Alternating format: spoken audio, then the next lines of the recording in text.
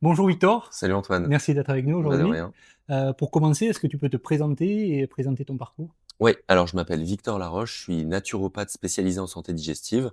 Je suis auteur, je crée des formations, je donne des consultations et je viens tout juste de créer ma boîte de compléments alimentaires sur la digestion. Super.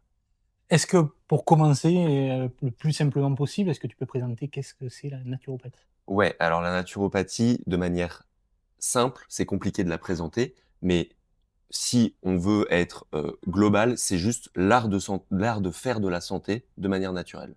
Voilà.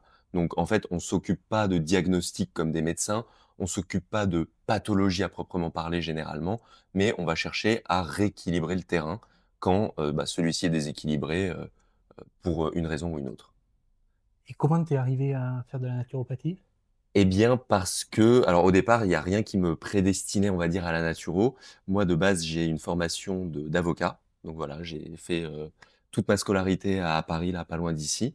Et ensuite, j'ai en fait, il y a des on va dire, des circonstances personnelles, et aussi d'intérêt qui m'ont poussé à devenir naturo. J'adorais la nutrition, j'adorais le sport, c'est 2 piliers essentiels de la naturopathie et un truc un peu moins, heureux, c'est que ma sœur est tombée malade. Elle a eu ce qu'on appelle une maladie de Lyme et elle a développé ce qu'on appelle un SIBO. C'est en fait une maladie des ballonnements et donc ça m'a intéressé. Bien sûr, je l'ai fait aussi pour pouvoir l'aider et voilà, je me suis formé. Passionné. Voilà. Est-ce que, une séance de naturopathie, à quoi ça ressemble? Ouf, à quoi ça Type, ressemble? est-ce qu'il y Alors a déjà, c'est assez long. Généralement, ça dure au minimum 1 heure, et en fait, on va s'interroger sur, tous les antécédents de la personne, son hygiène de vie. On va s'intéresser à aussi ce qu'elle ressent, ses problèmes en fait, c'est voilà et à tout niveau. Au niveau donc nutritionnel, au niveau des compléments alimentaires qu'elle peut prendre, au niveau de son activité physique, au niveau de son, on va dire, hygiène émotionnelle, si on peut dire ça comme ça, donc de son stress, de ses humeurs et cetera et eh bien, on va essayer tout simplement de faire un protocole global pour pouvoir l'aider en fonction de ses objectifs. et par rapport à alors médecine classique, c'est quand même différent, mais peut-être Mmh. avec d'autres méthodes comme la médecine, traditionnelle chinoise ou l'ayurveda. Ouais. Est-ce qu'il y a l'histoire, c'est arrivé un peu plus tard, j'imagine? C'est inspiré? Est-ce qu'il y a des ressemblances? Alors, je suis pas un historien de la naturo, donc je vais pas pouvoir te répondre, on l'a fait, hein, en plus, hein, en formation, mais je m'en souviens plus trop. En revanche, ce que je peux te dire, c'est que, en différence, peut-être que la naturopathie, c'est un peu plus global. En fait, on a 10 techniques, je vais pas toutes te les citer, mais comme je te dis, on a la nutrition, le sport, la gestion du stress. Ça, c'est vraiment 3 piliers essentiels. Voilà, après chaque naturo a ses techniques préférées. Hem, Moi, j'aime bien, par exemple, la phytothérapie, enfin, après ça, c'est de la naturo très traditionnelle. Voilà, mais on va dire que c'est peut-être un peu plus global. Ça veut pas dire que c'est mieux, hein, c'est différent, chacun, trouve ses solutions, là où il peut les trouver. Voilà, mais c'est vraiment très global, je pense que c'est, vraiment, l'essence de la naturopathie et le fait qu'on cherche généralement à trouver, en fait, pas à calmer un symptôme, mais d'où vient la cause. Voilà. Et globalement sur ces causes ou en tout cas les symptômes, pourquoi généralement les patients viennent te voir? De la digestion, comme je suis spécialisé en digestion et que je suis connu un peu, sur les réseaux, pour ça. Voilà, mais il y a aussi, plein d'autres facteurs, le stress, le sommeil dont on va parler, les hormones aussi et énormément de choses. Voilà. Super. Mais tu fais une bonne, transition, vers le sommeil.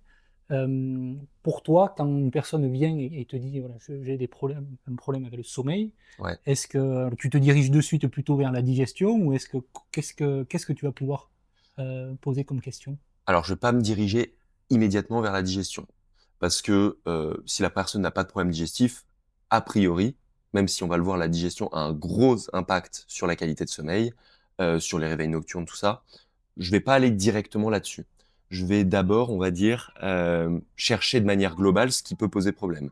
Donc au niveau de la nutrition, au niveau, je vais te donner un exemple, ça va être peut-être un peu plus parlant.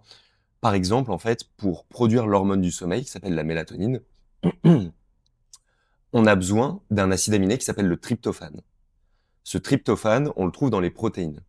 Et donc si la personne ne consomme pas suffisamment de protéines, qu'elles soient animales ou végétales, elle n'aura pas assez de tryptophane et donc pas assez de briques pour pouvoir produire cette mélatonine et pour pouvoir s'endormir. Voilà, c'est un exemple Et il y a plein de choses, en fait, dans l'hygiène de vie qui peuvent poser des soucis. Par exemple, il va y avoir des choses qui vont bloquer la sécrétion de mélatonine. Par exemple, les écrans le soir, ou alors le fait de ne pas être assez exposé à la lumière du jour. Pour toi, on en a parlé un peu rapidement, mais ce qui dérègle le plus le sommeil aujourd'hui, donc toi, il y a cette partie écran qui est importante, Hyper importante, ouais. un peu alimentation. Est-ce que tu vois d'autres gros facteurs? Oui, il y en a plein d'autres. Bah, il y a la digestion, encore une fois. Il y a l'âge aussi. Avec l'âge, on diminue la sécrétion de mélatonine naturellement. Donc il faut pouvoir peut-être aussi en prendre en complément. Et puis on va avoir tout ce qui est la partie stress de manière générale, tout ce qui est la partie cortisol. Hem, voilà, mais je suis sûr qu'il y a plein de choses que je vais oublier. Par exemple, imaginons, devant moi, en fait, en fonction de la nature de la personne et de son âge, il va y avoir vraiment des cas. Par exemple, une femme, qui est ménopausée, elle peut très bien avoir des bouffées de chaleur qui l'empêchent de dormir et donc dans ce cas-là, bah, on va plutôt travailler au niveau hormonal pour pouvoir in fine, bah, améliorer son sommeil. Donc en fait, il y a plein de facteurs. Des allergies, par exemple. En ce moment, il y a plein d'allergies, il y a plein de gens qui n'arrivent pas à dormir parce qu'ils ont, les voies, ORL qui sont prises, tu vois? Et donc, in fine, en fait, c'est vraiment la recherche de: «Bon, tu as un problème de sommeil, je vais pas directement te donner un sédatif ou voilà, quelque chose qui va te faire dormir». Non, on va essayer de chercher à comprendre quel est le facteur qui te pose souci pour ensuite pouvoir agir et faire que tu dors mieux.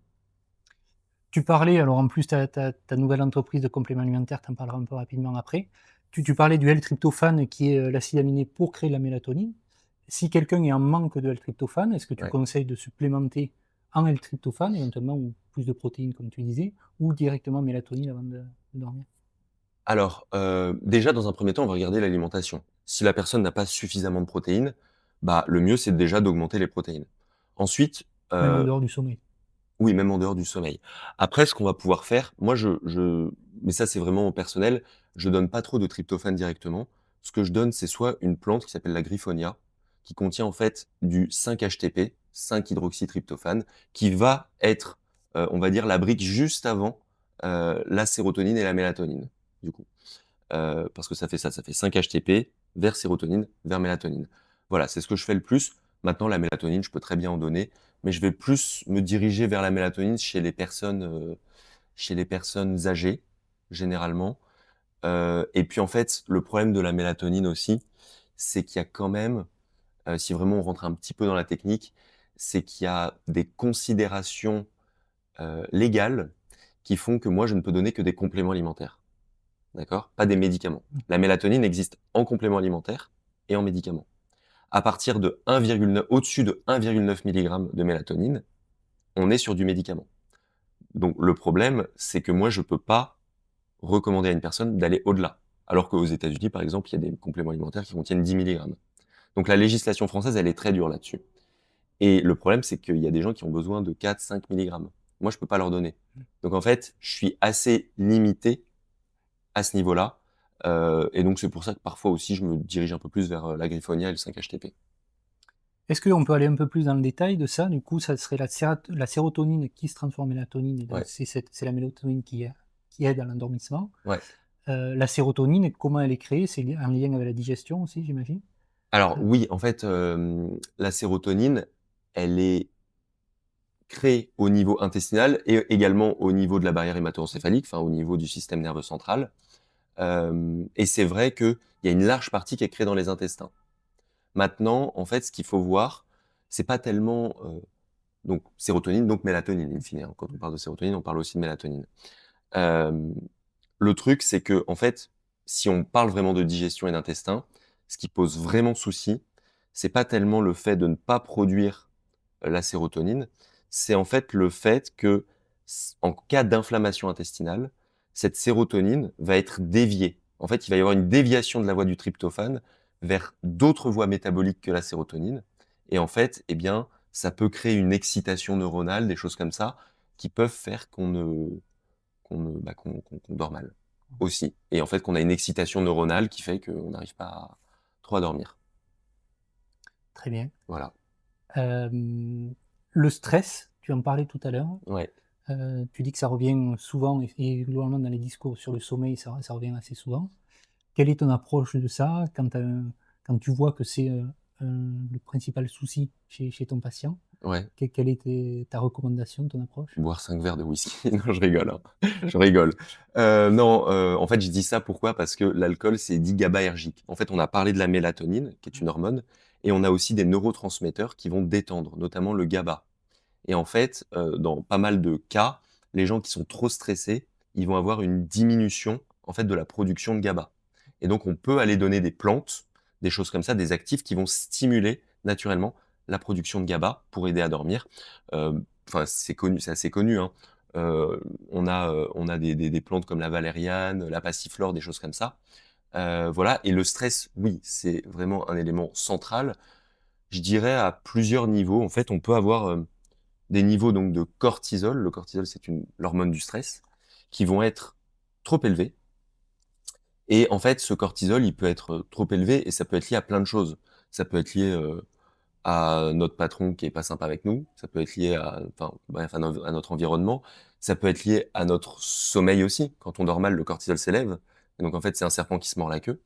Donc c'est pour ça qu'il faut, que c'est un sujet quand même prioritaire, hein, le sommeil, parce que ça, on n'en a pas parlé, mais c'est hyper important pour énormément de fonctions de notre corps, au niveau immunitaire, au niveau digestif aussi. Donc en fait, c'est vraiment un pilier central, parce que c'est à la fois cause et conséquence, Mmh. un mauvais sommeil. Hem, voilà, et le cortisol, indispensable dans la gestion du cortisol, indispensable pour un bon sommeil. Alors là, d'ailleurs, c'est peut-être, moins c'est plutôt au réveil, je crois qu'il y a un pic de cortisol le matin. Ouais, c'est ça. Hem, alors c'est après sommeil, est-ce que tu as des conseils pour réduire un peu ce pic, même après une mauvaise nuit de sommeil? Alors, réduire le pic de cortisol, c'est pas forcément une mauvaise chose Ouais. au départ, parce qu'en fait, c'est ce qui nous réveille. En fait, c'est vraiment un cycle cortisol-mélatonine. Et donc, le cortisol, au départ, au début de la journée, il est élevé, c'est normal, ça doit nous donner de l'énergie. Et après, il y a des petits pics à midi, à 16 heures, et puis après, ça baisse petit à petit. Et c'est ce cortisol, c'est cette baisse du cortisol qui va permettre d'améliorer et d'augmenter la sécrétion de mélatonine. Donc, en fait, ce qu'on peut faire pour baisser le cortisol, allez, si on peut dire 3-4 outils, on a le magnésium, qui aide beaucoup. Il y a d'autres actifs, mais qui sont moins importants, comme la vitamine C, par exemple. On va avoir tous les exercices de respiration, type cohérence cardiaque. Je ne sais pas si tu connais, je pense que ça commence à être connu. Voilà, on va avoir le fait de diminuer tout ce qui est alcool, café aussi, qui vont augmenter l'adrénaline et le cortisol. Et puis le fait de quand même suffisamment manger le soir. En fait, il va y avoir un équilibre entre pas trop manger et manger pas assez. Parce que les gens qui ne mangent pas suffisamment le soir, qui sont, je sais pas, en sèche, ou même les personnes qui ont des troubles du comportement alimentaire type anorexie, elles vont avoir des problèmes de sommeil qui sont liés généralement à un déficit calorique trop important. Et donc le fait de manger, on a beaucoup comment dire, un mythe autour du poids avec faut pas manger de glucides le soir pour pas grossir. Ça, c'est totalement faux. Par contre, si vous mangez pas de glucides le soir, tu risques de mal dormir. Voilà. Donc un déficit calorique qui peut être c'est connecté aux glucides ou même si tu as un fort apport calorique le soir hors glucides, c'est vraiment un problème, des 2 finalement? Non, généralement, je pense que c'est plus une question d'apport calorique, parce que de toute façon, on peut créer des sucres à partir des protéines quand on en mange dans notre corps. Mais, il faut quand même, voilà, généralement, on dit, en fait, pour pour avoir une bonne digestion, notamment le soir, c'est plutôt féculents, légumes et un peu de gras, et les protéines, léger aussi. Voilà, mais en fait, on va plus focaliser le gras et les protéines en début et milieu de journée. Voilà. Ça, c'est ce qu'on appelle un peu la chronobiologie digestive. En fait, c'est un petit peu des rythmes circadiens Mmh. autour du sommeil, mais aussi autour de l'alimentation. Et donc, généralement, il y a, voilà, la chronobiologie digestive qui est en fait, c'est tout simplement des règles de comment manger en fonction un petit peu de nos hormones et de nos neurotransmetteurs tout au long de la journée. Et donc, en fait, nourrir au bon moment euh, nos cellules pour qu'elles permettent de produire au bon moment les hormones qu'il faut à tel moment de la journée. Heu, les gens font j'ai l'impression en tout cas et peut-être, moi-même, on fait pas le lien trop entre la digestion et le sommeil de base. Ouais. Comment tu l'expliques? Est-ce que c'est général, chez les gens? Des fois tu vois, ils ont des problèmes de sommeil et ils connectent pas trop avec l'alimentation? Ouais, en fait, il y a les problèmes, ils sont assez simples, hein, entre digestion et sommeil. Le lien, il est relativement simple. C'est que si, en fait, le sommeil, il faut le voir vraiment comme un instant où le corps se régénère, au niveau immunitaire, à tout niveau. Et en fait, si tu manges trop ou que tu as une mauvaise digestion, eh bien, l'énergie qui est dépensée dans la digestion, elle va pas être dépensée dans la régénération. Et donc, du coup, tu vas te réveiller fatigué parce qu'en fait, ton corps aura travaillé toute la nuit à digérer, Mmh. en plus parce que tu es en position allongée, et donc du coup, la gravité faisant son effet, ce qu'on appelle la vidange gastrique ne se fera pas. L'idée, c'est qu'en fait, la digestion, bah, ça avance. Faut pas que ça reste bloqué. Et donc, en fait, si on mange trop ou qu'on a des problèmes digestifs, bah, ce qui va se passer, c'est que tout simplement, il va y avoir en fait une utilisation, on va dire, de l'énergie disponible pour la digestion et pas pour le sommeil. Résultat, tu te réveilles, t'es éclaté. Voilà.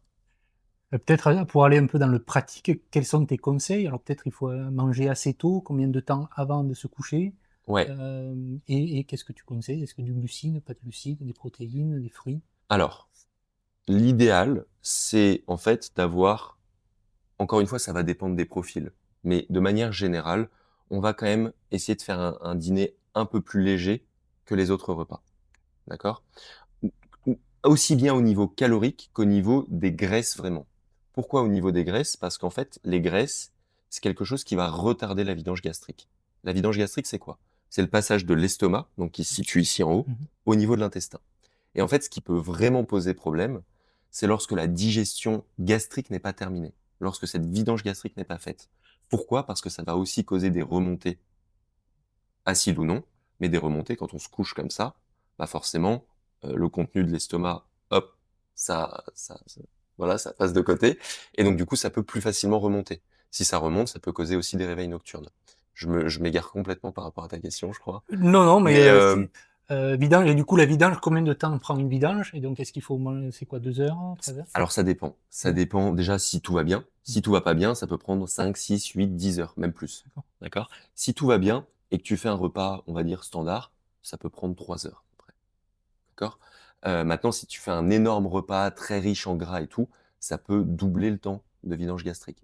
Donc, cette vidange gastrique, hyper important, donc manger plutôt léger, au niveau du total calorique et au niveau des graisses. Deuxième chose, manger tôt. Manger le plus tôt possible. On a tendance à manger, enfin, je sais pas si je pense que les gens ont tendance à manger beaucoup plus tard qu'avant. Avant, les gens mangeaient à 18-19 heures, enfin, il y avait pas Netflix, il y avait pas machin, on se couchait à 22 heures, quoi. En fait, on vivait avec le soleil. Aujourd'hui, c'est plus trop le cas. Donc, et d'ailleurs, en été, on fait un peu plus ça. On est un peu moins sur les écrans, un peu plus en famille avec les amis, un peu plus à, en fait, dîner. Le dîner se prolonge un peu et après, on va se coucher, quoi. Et c'est pour ça aussi, il y a pas qu'une question de stress, je pense qu'il y a aussi une question de rythme de vie. Heu, de manière générale l'été et puis, quand on est en vacances. Donc c'est pour ça que ça se passe mieux. Encore une fois, je m'écarte totalement. Mais voilà, le fait de manger tôt, ça va vraiment être important et si tu peux pas manger tôt, ce qui va améliorer la vidange gastrique, ça va être de faire, bah, une petite marche de 15 minutes, pour pouvoir, bah, stimuler cette vidange gastrique. Oui, parce que j'imagine, il vaut mieux pas non plus, on va pas veiller jusqu'à 2 heures juste pour se dire: «Il Non, faut bien voilà. que j'ai 3 heures Voilà, non, de faut sommeil». faut Ça dormir serait, quand même, faut dormir. est-ce qu'il y a des compléments alimentaires qui peuvent être pris, alors pour cette digestion Ouais, éventuellement et après peut-être au global pour améliorer le sommeil? Tu en parlais un peu avant, magnésium, ouais. Alors pour la vidange gastrique, il y a le gingembre. Le gingembre, c'est la meilleure plante, vraiment, pour la vidange gastrique. Voilà. Ensuite, il y a en une infusion, non, alors généralement, en fait, le gingembre, il y a des principes actifs dedans, qui s'appellent le gingérol, notamment, et les shogaol, mais on s'en fiche un petit peu. Et en fait, ce gingérol, généralement, il doit être extrait, d'accord? Il doit être titré. Et donc en fait, globalement, si on prend une infusion, on n'aura pas suffisamment de gingérol. Donc le mieux, c'est de le prendre, non pas en poudre, mais en extrait de gingembre. Et en fait, on peut viser un milligrammage de gingérol, ça devient technique, mais voilà, 15 milligrammes, ça commence à être pas mal, et puis on peut même aller au-delà, pour la vidange gastrique. Ça, c'est vraiment pour la vidange gastrique. donc ça, Après, c'est que si on ne peut pas dormir, assez tôt, enfin, avoir suffisamment de ouais, temps? ou alors si même on sent qu'après le repas, on a une espèce de lourdeur au niveau de l'estomac, de manière générale, indépendamment du sommeil. Mmh. Mais ça peut vraiment aider à améliorer cette vidange gastrique et donc à améliorer la qualité de sommeil. Ensuite, on va avoir, d'autres plantes qui sont digestives et en même temps qui vont agir un peu sur le GABA et sur le stress. Par exemple, la mélisse. La mélisse, c'est une plante qui ressemble un peu à de la menthe, Mmh. qu'on peut prendre pareil, on va pas la prendre en infusion ou quoi. Enfin, on peut, hein, mais le mieux, c'est de prendre, voilà, des actifs concentrés, donc pareil en gélule, peu importe la nature de l'actif, que ce soit en poudre, en gélule ou en extrait liquide. Le tout, en fait, c'est d'en avoir suffisamment. Et donc on peut prendre cette mélisse qui va agir à la fois comme antispasmodique digestif, qui va réduire aussi un petit peu les ballonnements, et qui va agir au niveau du stress et du sommeil. Donc un peu GABAergique aussi. Je parlais de la passiflore, de la valériane, puis après je les ai déjà cités un peu. Magnésium, pour vraiment juste le sommeil, magnésium, passiflore, valériane, extrait de pavot. On va avoir aussi la mélatonine ou la griffoniance avec le 5-HTP. Voilà. Après, c'est sûr qu'il y a plein d'autres choses qui existent. Mmh. Il y a des gens qui vont se dire, ouais, moi j'ai testé le CBD, c'était bien. Bon, maintenant c'est interdit en France, je crois. Enfin, il y a plein d'autres choses qui existent, hein. Mais voilà, globalement, si on veut faire une enveloppe, ces compléments-là. Il y a une vidéo où tu parles aussi donc des problèmes d'acidité, Ouais. les remontées d'acidité.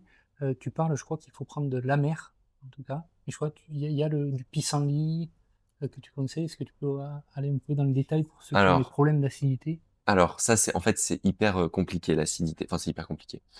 En fait, il y a des gens qui peuvent ressentir de l'acide alors qu'ils n'en produisent pas suffisamment au niveau gastrique. Parce qu'en fait, l'acidité gastrique, donc ça nous sert à plein de choses, stériliser le bol alimentaire, à digérer les protéines, à absorber la vitamine B12. En fait, donc l'estomac, c'est une poche. On produit cette acidité et en fait, quand elle est en excès, cette acidité, elle peut remonter, d'accord, naturellement, et donc ça peut créer des remontées acides. Mais il y a aussi plein d'autres cas qui expliquent des remontées acides, notamment une baisse de production acide. C'est pas du tout logique, Mmh. mais je vais t'expliquer. En gros, l'estomac, quand il produit de l'acide, il va y avoir, en fait, cet acide va donner un espèce de tonus musculaire et ça va stimuler la vidange gastrique. Imagine, je produis pas assez d'acide. J'ai bien mangé, j'ai mangé 2 heures avant de me coucher, mais je produis pas assez d'acide, du coup, ma vidange gastrique, elle est faible.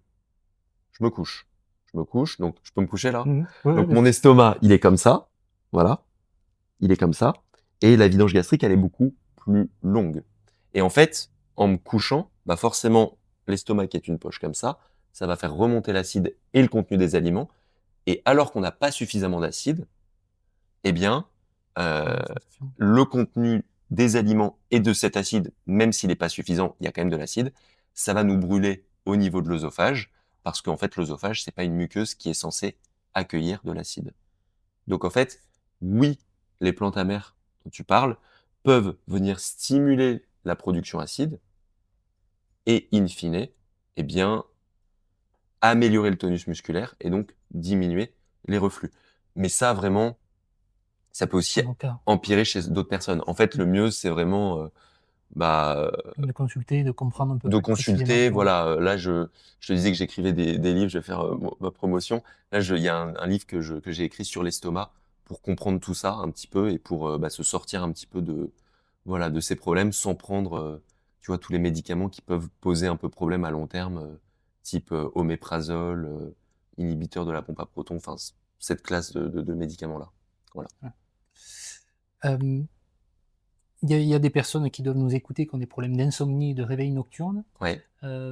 Est-ce que la digestion est un des facteurs principaux, ou est-ce qu'il y en a d'autres? Alors, tu es pas spécialiste du sommeil, donc peut-être, ça sera plus digestion, mais est-ce que tu vois ces problèmes-là, des personnes qui viennent pour ça? Ouais, il y a beaucoup de problèmes, de réveil nocturne ou même de réveil précoce à 5-6 heures du matin. Quand on a des réveils précoces, des réveils nocturnes, hem et qu'on sent que c'est pas lié à de la digestion, parce qu'on le sent généralement. Quand c'est lié à la digestion, on a un problème au niveau de la, en fait, quand on est réveillé à cause de la digestion, faut se demander si on a fait un énorme repas la veille. Moi, il y a pas longtemps, c'est pas naturo, mais j'ai fait un fast-food. Ça m'arrive pas souvent. Je me suis, réveillé à 3 heures ou 4 heures du matin. Pendant 2 heures, j'ai pas pu dormir. J'avais même pas forcément de symptômes digestifs forts, hein. J'avais pas de nausées ou de choses comme ça. Je me suis réveillé, impossible de dormir. Je savais que c'était, à cause du fast-food. Hem, voilà, mais généralement, les réveils précoces ou les réveils nocturnes, ça peut être lié aussi à un manque de magnésium, à un cortisol, en fait, qui fait qu'on a un sommeil trop léger et donc en fait, on va se réveiller, avec nos cycles de sommeil, on va se réveiller et bah, du coup, difficulté de se rendormir. Donc le magnésium, c'est, je vais dire, le premier réflexe. Si on sent que c'est digestif, alors à ce moment-là, avec des remontées ou des choses comme ça, bah, soit on arrête de manger des fast-foods si c'est trop lourd, ou on mange un peu plus léger, soit, ce qu'on peut faire, c'est, bah, essayer de gérer les remontées acides, qui peuvent poser problème. On a 2-3 petites méthodes aussi, directement, non pas au niveau de l'alimentation, mais du sommeil, qui peuvent, améliorer ça. Dormir côté gauche, c'est plus simple pour la poche de l'estomac. C'est plus dur, en fait, d'avoir des remontées acides si on dort du côté gauche. Sinon, surélever les pieds de la tête de lit. Donc tu vois, au lieu de mettre 2 coussins, parce que les 2 coussins, c'est un peu relou, tu mets, 2 livres et puis au niveau des pieds de la tête de lit, tu mets, en fait, ton lit pour qu'il soit un peu, voilà, comme ça, un petit peu incliné et donc du coup, bah, la gravité faisant encore une fois son effet, ça diminue les problématiques. Un gros sujet, moi, j'ai l'impression que un gros problème, c'est qu'on ne boit pas assez. Ouais, Hem, alors encore plus quand tu parles de fast-food, de gras, d'alcool le soir, ça assèche. Le problème, c'est que si tu bois trop, tu vas pouvoir te lever, la nuit et éventuellement pas pouvoir te réveiller, ouais. te rendormir. Quel est un peu ton conseil, Sur l'eau? ouais, sur l'eau? Est-ce que tu as des C'est difficile comme question, hein. C'est difficile parce qu'en fait, les gens qui généralement vont aux toilettes la nuit, alors ça peut être des gens qui vont prendre, ouais, des infusions, des choses comme ça, peut-être un peu trop, mais en fait, je vais pas recommander aux gens de pas boire. Donc en fait, il va aussi y avoir des gens qui peuvent avoir des problèmes d'insulinorésistance, de diabète, de choses comme ça aussi qui un des symptômes de ça, c'est, vraiment d'aller beaucoup aux toilettes la nuit. Maintenant là, tu me bloques un petit peu, honnêtement, parce que je vais pas te dire: «Bah non, faut pas boire». Heu, mais est-ce que comme le dîner, est-ce que tu vois, ne pas boire, plus de 2 heures, entre 2 non, heures je avant dirais de pas dormir, ça, non? je dirais pas Pas ça. Je pense que c'est très individuel, moi je peux boire une bouteille d'eau, avant pendant d'aller et il que se ça. passera rien. Par contre, peut-être manger, oui, effectivement, un peu moins salé le soir, éventuellement, si vraiment, des gens ont tendance à manger salé. Par exemple, tu vois, il y a, dans tous les restaurants asiatiques, les choses comme ça, ils salent beaucoup ou alors ils mettent un additif qui s'appelle, le glutamate de sodium, enfin ou le glutamate monosodique et ça c'est en fait, ça peut donner ce qu'on appelle, d'ailleurs un syndrome du restaurant chinois, Mmh, et en fait, ça crée de l'excitation neuronale parce qu'en fait, mmh, ça peut être un excitateur neuronal et ça peut empêcher certaines personnes de dormir. mmh. Donc ça pose problème et en plus C'est dans c'est les sauces ça? ouais, c'est Ouais, dans les sauces, c'est des exhausteurs de goût. C'est d'accord. ce qui fait que c'est en fait un peu, addictif Oui. et Et j'imagine dans les plats préparés industriels, il doit y avoir pas mal d'exhausteurs?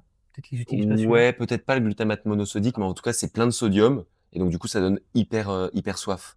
Donc ça, bah, peut-être, éviter aussi, peut-être que c'est mieux de faire, quand on fait des cheat meals, des fast-food, peut-être le faire plus le midi que le soir, quoi. Mais sinon, réguler un peu sa consommation de sel et heu et peut-être penser aussi à aller aux toilettes avant de dormir, quoi. Mais sinon, non, sinon j'ai pas trop de conseils à donner là-dessus. Mmh. Là, on rentre dans l'été, Ouais, et puis même mai, là, on a un mois des plus chauds parmi, de l'histoire. ouais. Est-ce que tu as des conseils peut-être? Parce que c'est vrai que le sommeil, on a besoin d'avoir une température corporelle qui est un peu plus basse. Mmh. Est-ce qu'il y a des précisions, en tout cas des conseils spécifiques pour ces moments de chaleur? Bah, ce qui est sûr, c'est que plus on dort dans une chambre froide, généralement, mieux on dort. Voilà, bon là, ça paraît évident parce que là, à l'heure actuelle où on se parle, il fait, 40°. Enfin, peut-être pas 40, mais pas loin. Hem, donc voilà, la température, c'est vraiment, indispensable. Hem, c'est indispensable. Mais sinon, sur le reste, au niveau de l'environnement, bah, la clim, quoi, hein. La clim, c'est ce Mais qu'il y a de mieux, hein.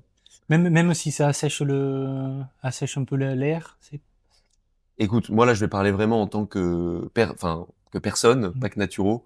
Moi, je dors 10 fois mieux avec la clim que sans rien. Donc oui, la clim, pour moi, hyper important. Maintenant, il y a des gens, que ça dérange sans doute. Mmh. Sinon, ventilateur, hein. Ventilateur. Ouais, voilà. Est-ce que plus de boire un peu plus, manger encore plus léger le soir?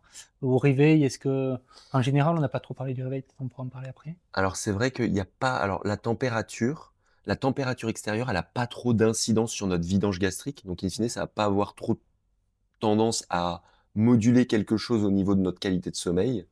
Mais c'est bien parce que généralement quand il fait chaud, on mange aussi un peu plus léger, on a envie d'aller beaucoup plus vers des fruits et des légumes. Donc ça, c'est plutôt bien pour s'hydrater. Mais en revanche, ce qui compte, ça va être la température des aliments.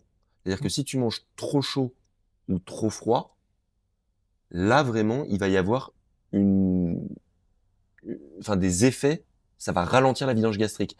Donc quand il fait trop chaud, il faut pas penser à prendre des aliments trop froids. Et quand il fait trop froid, faut pas non plus penser à prendre des aliments trop chauds. Voilà, genre, l'eau hyper froide avant de se coucher, c'est peut-être pas le meilleur moyen, de bien dormir. Donc Spécialement avant de se coucher ou finalement au non, global, tout hein? le temps. Mais là, si on parle de Ouais. sommeil, pour la qualité de sommeil, vraiment sur la vidange gastrique, le mieux, c'est voilà, d'aller vers des aliments plutôt tempérés. Donc pas qui sortent du congélo, pas qui sont hyper chauds, quoi. Et pour toi, à quel point l'environnement de la chambre, alors ça peut être aussi bien, les couleurs, le la température, on en a parlé, le mobilier, à quel point ça impacte, et quelle approche tu peux avoir toi avec tes patients? Alors, j'ai pas une approche directement, heu, je sais que, bah, ici, on est enfin, vous êtes spécialiste du lit, mais je vais pas j'ai jamais dit dans un protocole, «Faut changer son lit». Mmh. Maintenant, il est évident que ça a beaucoup d'impact, hem, même ne serait-ce que, les oreillers, enfin, ne serait-ce que pour aussi tout ce qui est allergènes, choses comme ça. Tu vois, là, en ce moment aussi, on est en pleine période des allergies.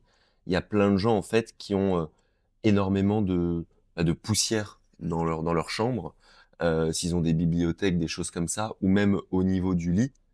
Tu vois, des en fait, plein de choses qui peuvent aujourd'hui nous rendre sensibles, au niveau des voies ORL et c'est pour ça aussi qu'il y a plein de gens qui se réveillent le matin avec, bah, les voies ORL encombrées. Alors ça peut être lié à des allergies, donc là, bah, le mobilier est hyper important. Le fait d'entretenir aussi de nettoyer, de faire la poussière et tout aussi. Et Les d'aérer. moisissures Mmh. aussi, l'aération. Et puis, je sais plus ce que je voulais dire, mais je te promets que c'était intéressant.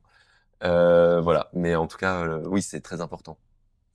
Peut-être au réveil, on n'en a pas parlé, avant. Est-ce que tu as des bons conseils? Parce que j'imagine, alors même si on sort du sommeil, mais peut-être est-ce qu'il y a un impact, en tout cas au moins pour se réveiller, Ouais. que ça soit l'alimentation, l'hydratation, Alors le plus important l'exercice? pour moi, vraiment, quand tu sors du lit, c'est indirectement de lever les volets rapidement. Lever, ça veut rien dire, mais enfin voilà, on a compris. Donc la lumière du jour hyper rapidement et pas de téléphone pendant la première heure. Voilà.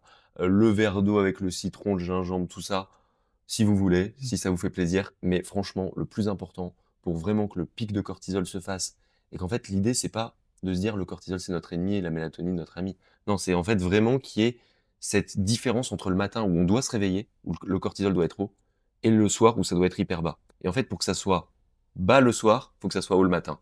Donc vraiment, venir directement sortir rapidement, à l'exposition du soleil, ça c'est hyper important et pas d'écran. Pas d'écran, la première heure. Hem, Très bien. Est-ce que peut-être la literie, on peut parler du confort digestif peut-être et musculaire? Mmh. Heu, quelle est ton approche sur, Bah, elle est quand même relativement importante là encore, parce que, pour peu qu'on ait un lit qui nous convienne pas, on va bouger, on va avoir effectivement, bah, des douleurs musculaires, mal au dos, des choses comme ça et même au niveau de la digestion. Si on a une mauvaise digestion, qu'on bouge encore plus, bah, forcément ça stimule un petit peu, les remontées acides, ce genre de choses. Donc, en fait, trouver la bonne position et un peu rester dans cette position, c'est ce qui va aussi, on va dire, minimiser les risques, bah, digestifs associés au sommeil. sur la position de couchage? Tout à l'heure, tu parlais du côté gauche Ouais. pour cette vidange, et pour éviter les remontées. Est-ce que c'est globalement un conseil ou finalement si tu as mangé suffisamment tôt avant ton coucher, il y a pas spécialement de position à privilégier? Non, je pense qu'il y a pas de position à privilégier. En fait, si tout se passe bien, il y a pas de raison de changer. Moi, je suis pas, hygiéniste au point de se dire, «Ouais, vous devez faire ci et ça et machin et truc». Enfin, faut pas non plus que ça devienne, une charge mentale de dormir ou de vivre, quoi. Donc en fait, je dirais que le plus important, ça va vraiment être de se soucier de cette position quand on a déjà les problèmes qui existent. Ou quand on se dit: «Voilà, je dors pas bien aussi». Est-ce que le fait de changer de position, de mettre ses livres au niveau des pieds de la tête de lit, ça peut changer quelque chose? Ça coûte rien d'essayer. Voilà, ça coûte rien d'essayer. Peut-être, pour terminer, on est proche de la fin. Si tu devais, donner 3 conseils, alors on veut le plus général, mais même si c'est toujours compliqué, à quelqu'un qui dort mal et qui sait pas par où commencer, Ah, pour venir te je voir? crois qu'il va non, non, non, je veux pas non, pas forcément. Bah, non, je donne vraiment 3 conseils. 3 conseils, 3 vrais 3 conseils, là. conseils. Bien sûr, venir me voir, c'est pour avoir des conseils personnalisés qui peut-être marcheront mieux. Mais 3 conseils, je vais forcément parler un peu de digestion. Donc, manger léger, idéalement faire une petite marche digestive après, voilà. Donc ça, c'est le premier conseil, ça va, même si c'est 2 conseils, c'est, 2 en un. Hem, Ensuite, ne pas s'exposer aux écrans avant 1 heure et demie avant le coucher. Et ensuite, vraiment essayer de s'interroger peut-être sur les compléments alimentaires parce que ça peut vraiment faire une belle différence, en fonction, bah, du profil, de stress, de l'âge et cetera. Tu viens de lancer une marque. Quelle a été un peu ta motivation sur ces compléments alimentaires? Tu sens que l'offre aujourd'hui est pas suffisamment claire, bonne? Alors, je dirais plusieurs choses. En fait, moi, j'ai vraiment lancé une marque de compléments alimentaires spécifique à la digestion. D'accord? Donc je vais dire le nom de la marque quand même, ça Ah oui, s'appelle bien sûr. Better, Better, c'est tout nouveau. En fait, il y a plusieurs raisons qui font que j'ai lancé. Il y a une raison un peu, donc bah, il y a une raison personnelle qui m'a amené, comme je t'ai dit avec ma sœur, à qui est tombée malade, à comment dire? À me spécialiser sur la digestion et en plus de ça, moi j'adore les compléments alimentaires. Je sais pas pourquoi, je suis vraiment, en fait, assez, enfin vraiment hyper intéressé là-dedans.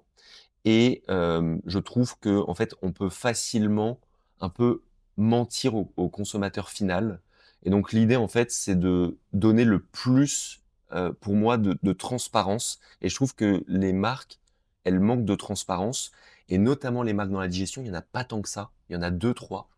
Voilà, je vais pas du tout les citer, mais en fait, je trouve que globalement, la formulation, elle est pas bonne, elle est pas spécifique aux études scientifiques. Donc en fait, les dosages sont pas bons. Voilà, il y a des modes aujourd'hui sur, les probiotiques, par exemple, mais qui, in fine, empirent, aggravent les symptômes de beaucoup de personnes au niveau des ballonnements. Et donc en fait, il y a d'autres alternatives qui existent, qui sont peut-être un petit peu moins connues aujourd'hui, mais qui ont un potentiel qui est tout aussi efficace, voire même plus efficace. Moins, on va dire, moins, tendancieux à causer des problèmes et donc du coup, bah, c'est là pour ça que je me suis lancé là-dedans. Voilà et parce que, la digestion, c'est enfin, on dit que tout commence dans l'intestin et c'est un petit peu vrai, hein. C'est-à-dire que si tu absorbes mal les nutriments parce que tu as une mauvaise digestion, bah, en fait, il y a rien qui suit. Donc c'est un petit peu le voilà, la genèse de la santé se situe dans les intestins, à tout niveau et donc voilà. Est-ce qu'il y a quelque chose d'important qu'on n'a peut-être pas abordé, que ce soit sur le sommeil, sur la digestion? C'est encore une question sympathique ça. Très ouverte, Très ouverte, ouais. Il y a sans doute 20 000 choses alors sur la digestion, il y a 20 000 choses, dont on n'a pas parlé, ça c'est sûr. Sur le sommeil aussi, mais et peut-être, un sur ton livre, sur ceux qui ont envie de lire ton livre sur l'estomac. Est-ce que, heu, un moment assez marquant, qui peut toucher une bonne partie de ceux qui nous écoutent? de quoi? Du livre? Du livre, enfin en tout cas peut-être de l'information que tu peux donner? Bah, en fait, ce qui est bien dans ce livre, c'est que c'est le seul livre qui existe sur l'estomac. En fait, on fait énormément de livres sur l'intestin, même moi j'en avais écrit un sur l'intestin, et en fait personne se focalise sur l'intestin. En fait, sur L'estomac. l'estomac, pardon. En fait, dans l'intestin, moi, je m'occupe de problèmes fonctionnels. Donc principalement intestin irritable, ce qu'on appelle le SIBO aussi, dont je t'ai parlé, vis-à-vis de ma sœur. Voilà, donc candidose, un peu des choses comme ça, mais c'est que de l'intestin. Et en fait, on a le penchant qui existe sur l'estomac qui s'appelle la dyspepsie fonctionnelle. Et en fait, donc des nausées, des lourdeurs après le repas, des remontées acides, bref, des brûlures, des choses comme ça, qui en fait concernent presque autant de personnes dans la population générale. D'ailleurs, il y a généralement un overlap important entre les gens qui ont un intestin irritable et cette dyspepsie fonctionnelle. Et en fait, personne ne s'en émeut, ne s'en intéresse trop. Et moi, c'est quelque chose qui m'a un petit peu concerné aussi à titre personnel, pour le coup, les remontées dans certaines périodes de stress et tout. Donc je me suis dit: «Bon, bah, il faut que quelqu'un se farcissent le travail scientifique d'aller lire toutes les études pendant 6 mois et d'écrire un bouquin dessus. Il y a une maison d'édition qui m'a contacté, je l'ai fait. Voilà, donc pas de moment de marquant, juste moi 6 mois à passer dans ma chambre à écrire le bouquin. Mais c'était enfin beaucoup plus intéressant à écrire en tout cas, et donc j'espère à lire, qu'un livre où finalement l'information elle est simple à aller chercher. Parce qu'il y a plein de petites subtilités qui peuvent faire des grandes différences. Écoute, merci beaucoup. Est-ce que peut-être pour les auditeurs, où est-ce qu'on peut te retrouver? Alors bah, sur Instagram principalement, Victor, point naturopathe, et puis sinon, bah, sur, dans la boutique Tipli. Voilà. Merci Victor, Merci à Antoine, bientôt. salut. Merci à tous, bonne journée.